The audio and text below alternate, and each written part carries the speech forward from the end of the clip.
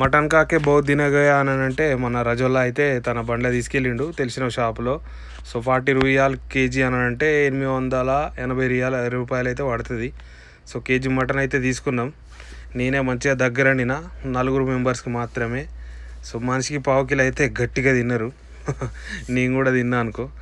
So ఉప్పు, ఎల్లిగడ్డలు, పచ్చిమిర్చి, యాలకులు, దాల్చిన చెక్క, లవంగాలు, జస్ట్ ఇంట్లో ఉండే ప్రతి ఐటమే మసాలా ఐటమ్ అన్నీ వేసుకొని అన్నీ మంచిగా పచ్చివాసన పోయిన తర్వాత మటన్ వేసుకొని మటన్ కొంచెం అంత ఆయిల్లో వేంపిన తర్వాత తిరిగి మనకు కావాల్సిన పసుపు, కారం, ఉప్పు అన్నీ వేసుకొని చెప్పేసి మనకి ఇది కొంచెం ఆయిల్లో వేగిన తర్వాత కొంచెం లైట్గా ఒక గ్లాస్ వాటర్ యాడ్ చేసుకొని కుక్కర్లో పెట్టి మూత పెట్టి ఒక 3 విజిల్ వచ్చినాక దించి కొత్తిమీరకు వేసి కలాస్ పేపర్ అయితే వరిసినాం.